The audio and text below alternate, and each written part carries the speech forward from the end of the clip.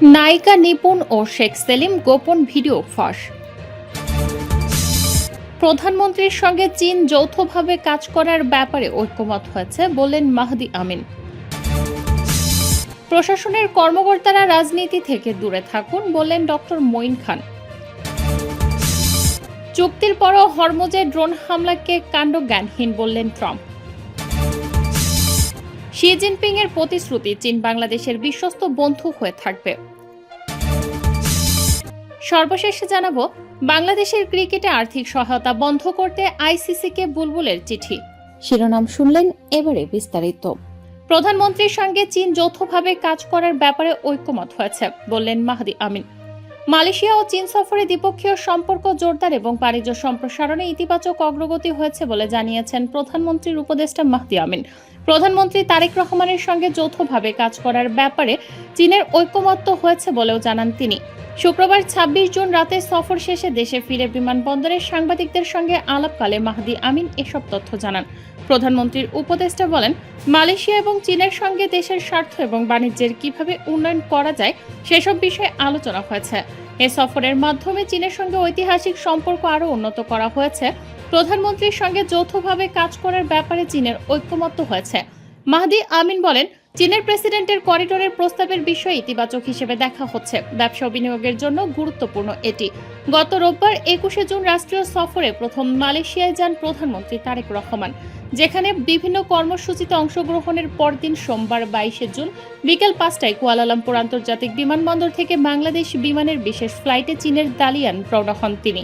সেখানেও দেশটির প্রধানমন্ত্রীর সঙ্গে সাক্ষাৎ সহ বেশ কয়েকটি গুরুত্বপূর্ণ কর্মসূচিতে অংশগ্রহণ করেন। সবশেষ শুক্রবার সকালে বেইজিংয়ে দেশটির প্রেসিডেন্টের সঙ্গে বৈঠক করেন। এরপর বাংলাদেশ সময় বিকেল ৩টায় চায়না সাউদার্ন এয়ারলাইন্সের ফ্লাইটে করে বেইজিং ছাড়েন প্রধানমন্ত্রী। পৌনে ৮টায় তাকে বহনকারী চায়না সাউদার্ন এয়ারলাইন্সের ফ্লাইটটি রাজধানীর হজরত শাহজালাল আন্তর্জাতিক বিমানবন্দরে অবতরণ করে। প্রধানমন্ত্রীর সঙ্গে ফেরেন সহধর্মিণী ডাক্তার জুবাইদা রহমান সহ অন্যান্য সফর সঙ্গীরা। ত্রয়োদশ জাতীয় সংসদ নির্বাচনে নিরঙ্কুশ সংখ্যাগরিষ্ঠতা নিয়ে ১৭ ফেব্রুয়ারি সরকার প্রধানের দায়িত্ব নেওয়ার পর মালয়েশিয়ায় এটি ছিল প্রধানমন্ত্রী তারেক রহমানের প্রথম বিদেশ সফর।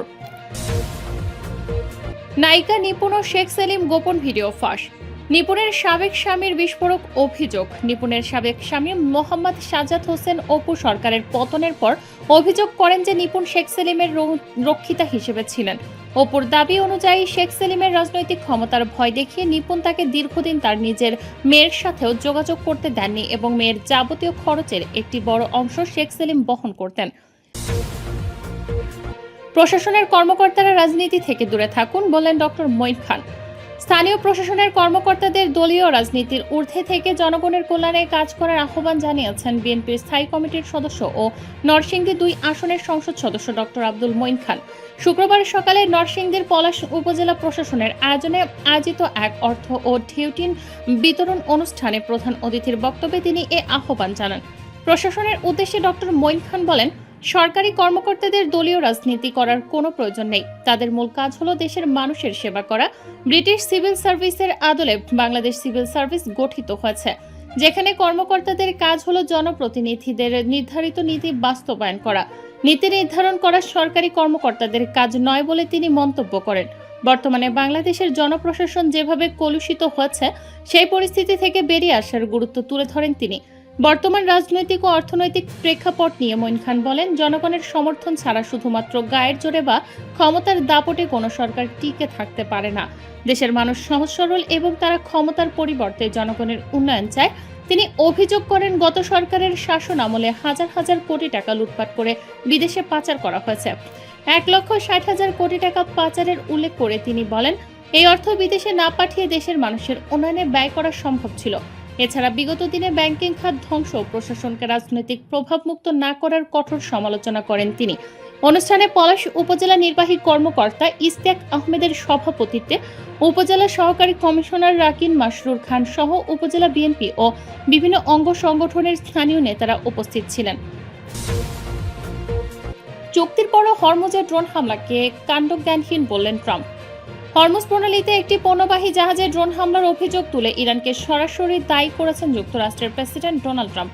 শুক্রবার সামাজিক যোগাযোগ মাধ্যম ট্রুথ সোশ্যালে দেয়া এক পোস্টে তিনি এই ঘটনাকে সম্প্রতি হওয়া যুদ্ধবিরতি চুক্তির একটি নির্বোধ ও বোকামিপূর্ণ লঙ্ঘন বলে অভিহিত করেছেন। ট্রাম্প দাবি করেছেন, ইরান হরমুজ প্রণালী দিয়ে চলাচলকারী একটি বড় ও মূল্যবান পণ্যবাহী জাহাজের উপর অন্তত 4টি আত্মঘাতী ড্রোন নিক্ষেপ করেছে। এর মধ্যে একটি ড্রোন জাহাজের ডেকে আঘাত হানলে কিছু ক্ষয়ক্ষতি হয়, তবে জাহাজটি তার যাত্রা অব্যাহত রাখতে সক্ষম হয়েছে।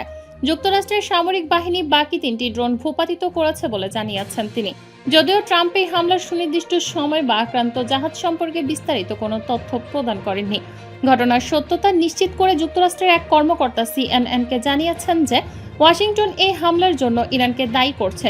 এই হামলার পর পারস্য উপসাগরে আটকে পড়া জাহাজ এবং সেখানে থাকা নাবিকদের উদ্ধারে জাতিসংঘের চলমান অভিযান সাময়িকভাবে স্থগিত করা হয়েছে।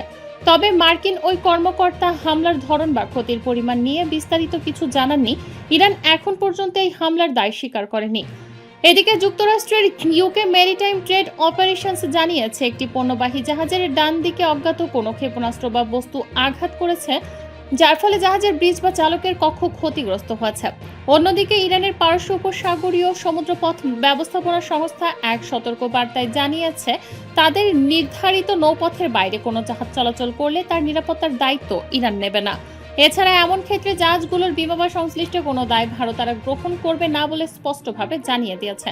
সংস্থাটির পক্ষ থেকে সামাজিক যোগাযোগ মাধ্যম এক্সে জানানো হয়েছে যে অনুমোদিত রুটের বাইরে চলাচলের সব ধরনের দায়ভার সংশ্লিষ্ট জাহাজ মালিক, অপারেটর ও কমান্ডারের ওপর বর্তাবে। শি জিনপিং এর প্রতিশ্রুতি, চীন বাংলাদেশের বিশ্বস্ত বন্ধু হয়ে থাকবে। প্রধানমন্ত্রী তারেক রহমানের উন্নয়ন দৃষ্টিভঙ্গি বাস্তবায়নে চীন বাংলাদেশের বিশ্বস্ত বন্ধু হয়ে থাকবে বলে প্রতিশ্রুতি দিয়েছেন চীনের প্রেসিডেন্ট শি জিনপিং। প্রধানমন্ত্রী তারেক রহমানের চীন সফরের শেষ দিনে স্থানীয় সময় শুক্রবার সকালে গ্রেট হলে দ্বিপাক্ষিক বিভিন্ন বিষয় নিয়ে প্রধানমন্ত্রী তারেক রহমানের সাথে চীনের প্রেসিডেন্ট শি জিনপিং এর বৈঠক অনুষ্ঠিত হয়।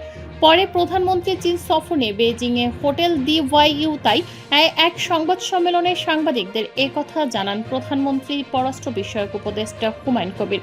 তিনি বলেন, গ্রেট হল অব দ্য পিপলে অনুষ্ঠিত বৈঠকে প্রেসিডেন্ট শি প্রধানমন্ত্রী তারেক রহমানকে উন্নয়নের দীর্ঘমেয়াদী সমর্থনের প্রতিশ্রুতি দিয়ে বলেছেন, বাংলাদেশের উন্নয়নের যাত্রায় চীন একটি বিশ্বস্ত বন্ধু হয়ে থাকবে।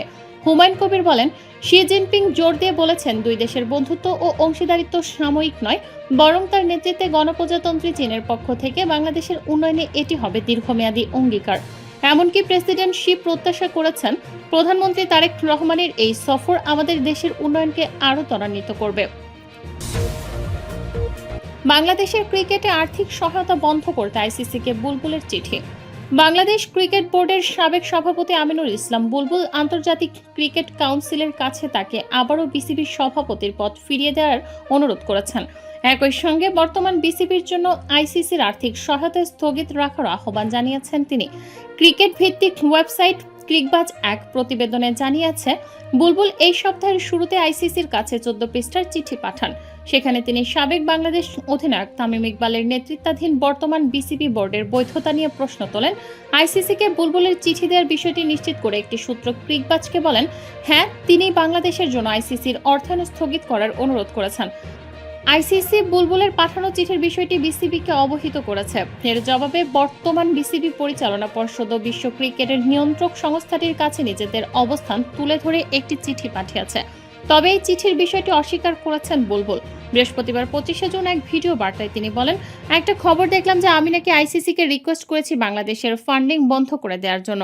সেটা কখনোই সম্ভব না এবং সেটা আমার দ্বারা কখনো হয়নি, ঘটেওনি। এটা সম্পূর্ণ মিথ্যা কথা। আইসিসির কাছে আমি কখনো এমন কোনো রিকোয়েস্ট করব না যাতে বাংলাদেশের কোনো ক্ষতি হয়।